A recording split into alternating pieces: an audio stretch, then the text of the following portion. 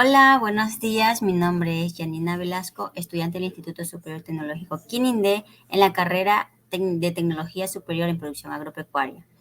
Hoy en la materia de Filosofía Vegetal vamos a hablar acerca de la evolución y las características propias de las plantas.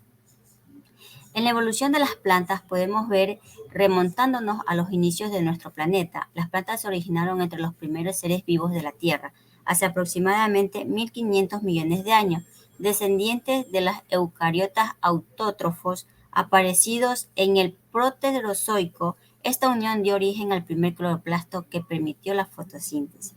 Como podemos ver aquí en la imagen, podemos ver la evolución que se hizo en las primeras plantas que hubo aquí en la Tierra, como son las algas. Sus primeros representantes no fueron vasculares, por el contrario, tenían estructuras apenas diferenciadas, dependían del agua completamente para su vida. Estas algas conquistaron el mar y después la tierra, dando origen así a los árboles, arbustos y otras formas vegetales que hoy en la actualidad podemos ver. En las características de las plantas, pues las plantas presentan ciertas características como diferenciación celular, alimentación, movilidad, alternancia de generaciones, defensa y adaptación, sensibilidad y percepción.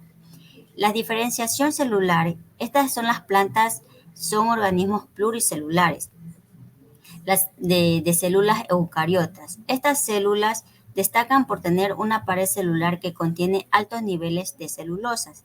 Tienen sus órganos unidos a la membrana y poseen un núcleo central, como podemos ver aquí en la imagen. Las células vegetales poseen cloroplasto que contienen la clorofila, que les brinda el característico color verde y que forma parte del proceso de la fotosíntesis. En su alimentación, pues sabemos que la mayoría de las plantas son autótrofas que fabrican su propio alimento. En la movilidad, pues sabemos que las plantas, al contrario del resto de los seres vivos, como los animales y los seres humanos, carecen de locomoción por voluntad propia, es decir, no pueden desplazarse hacia otro lugar por su propia voluntad, sino que permanecen arraigadas en donde crecieron sus raíces. En el caso de las algas, pues son desplazadas según donde se dirige la corriente, ya que también carecen de desplazamiento voluntario. A pesar de esto, no significa que no tengan movimiento. En la alternancia de generaciones, pues esto nos dice de que muchas especies de plantas que llevan a cabo un complejo proceso de reproducción de su especie, que se llama alternancia de generaciones o generacional. Esto consiste en un ciclo en donde suceden dos generaciones distintas de una misma especie. Mientras una se reproduce de forma sexual, la otra se reproduce de forma asexual. En defensa y adaptación, pues a lo largo de los años, el origen evolutivo de las plantas ha dado lugar a que muchas de ellas desarrollen mecanismos de defensa contra depredadores o contra factores que podrían destruirlas. En la sensibilidad y percepción, pues las plantas, así como la mayoría de los seres vivos del planeta, cuentan con la capacidad de percibir ciertas sensaciones o estímulos a factores externos a ellas. Por ejemplo, pueden percibir cambios en la condición del ambiente, como la temperatura o el estado del clima. En la cual también tenemos lo que son las clasificaciones de las plantas. Las plantas pueden clasificarse en grandes rasgos en dos grupos principales, como son las algas verdes y las plantas terrestres. Las algas verdes pues pueden ser clasificadas dentro del reino Plantae. Muchos los clasifican dentro del reino Protista.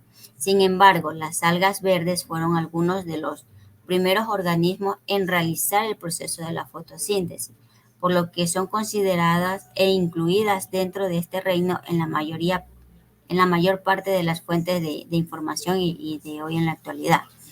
Las plantas terrestres, como podemos ver, se dividen en dos categorías, como son las plantas terrestres vasculares y las plantas terrestres no vasculares. Pues las plantas terrestres vasculares son llamadas plantas superiores, presentan una estructura completa con tallos, raíces y hojas. Se caracterizan por su mecanismo de transporte interno. para comunicar sus órganos a lo largo de la distancia de sus tallos. A su vez, estas plantas se dividen en pteridofitas y espermatofitas. Las pteridofitas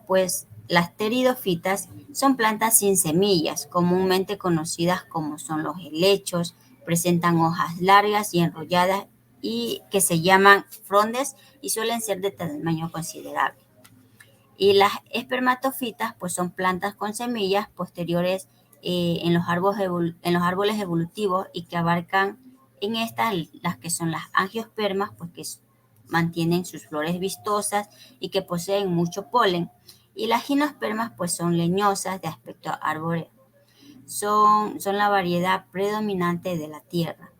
Y en las plantas terrestres no vasculares, pues carecen de estructuras vasculares, se entiende como un grupo a medias entre los helechos y algas, sin división clara entre el tallo, la raíz y hojas. Entre ellas se encuentran las briófitas, conocidas comúnmente como son los musgos.